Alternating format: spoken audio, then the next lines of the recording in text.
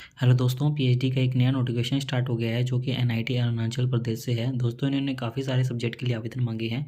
सबसे पहले इन्होंने बताया कि ये फुल टाइम और पार्ट टाइम के लिए आवेदन है जुलाई दिसंबर सेशन के लिए।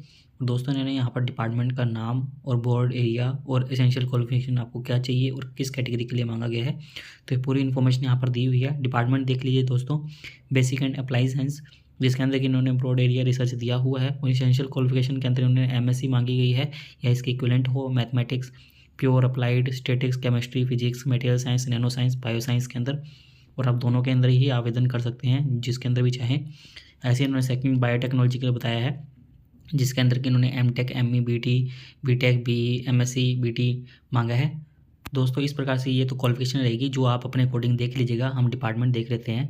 Basic and applied science, biotechnology, chemical engineering, civil engineering, computer science and engineering, electronics and communication engineering, electrical engineering, mechanical engineering, management and humanities, जिसके अंदर इन्होंने finance, marketing, HRM, organisational behaviour, general management, linguistic, English, interdisciplinary research जो भी होंगे इसके अंदर। और इसके अंदर डिग्री क्या चाहिए होगी, MBA, MTech, MSc, MCom, MA relevant.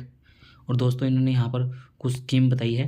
तो इन्होंने फुल टाइम के लिए बताया है कि आप फुल टाइम के लिए आवेदन करोगे तो आपको फेलोशिप दी जाएगी गवर्नमेंट ऑफ इंडिया के अकॉर्डिंग, और पार्ट टाइम के अंदर फेलोशिप नहीं दी जाएगी। और आपको एनओसी देनी होगी। आपको जब आपका एंट्रेंस एग्ज़ाम होगा तो आपको लेके ही जाना होगा। तो यही ध्यान में ही रखिएगा, नहीं तो सीधा ही रिजेक्ट कर देंगे आपको।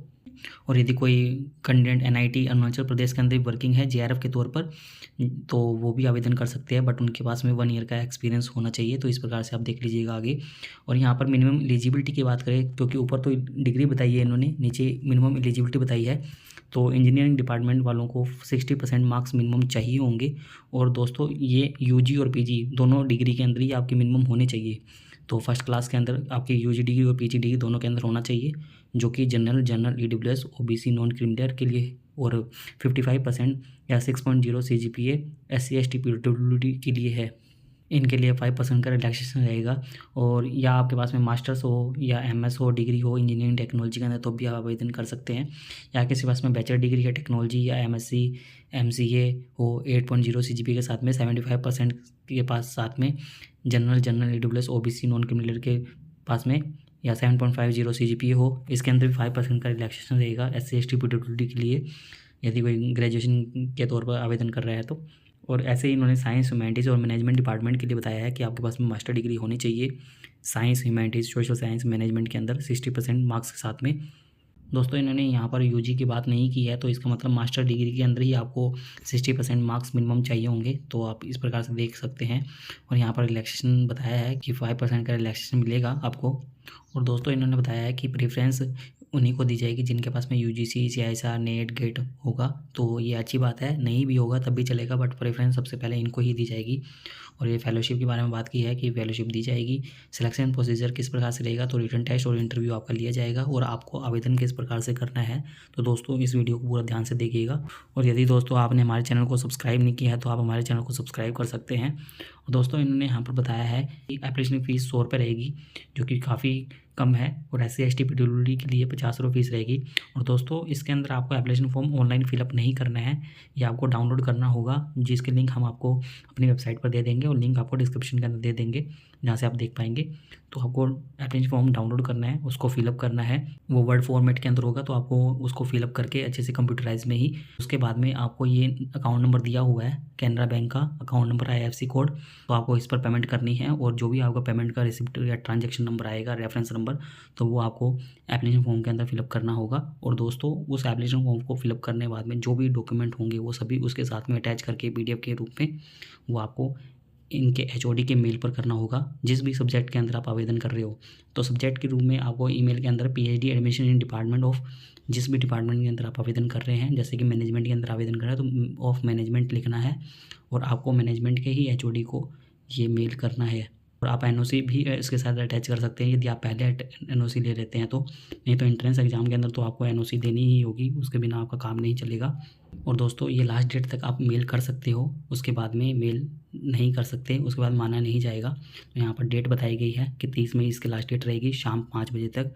और जो शॉर्ट लिस्ट होंगे उनकी लिस्ट 15 जून को आ जाएगी और रिटन टेस्ट और इंटरव्यू उनका 18 से 20 जून को हो जाएगा और जो रिजल्ट रहेगा वो 10 जुलाई को आ जाएगा।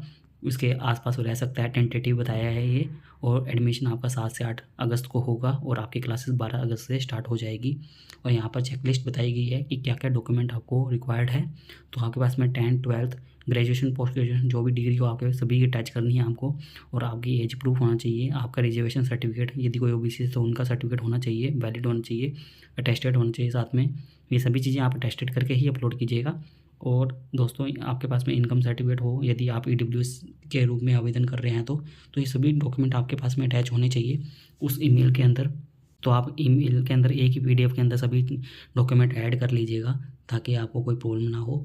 और आपको किस पर सेंड करना है तो आप यहाँ पर ये ईमेल दिए हुए हैं तो आप इनको इस पर सेंड करना है। और सब्जेक्ट जो मैंने अभी ऊपर आपको बताया वही लिखना है सब्जेक्ट के रूप में ईमेल के अंदर।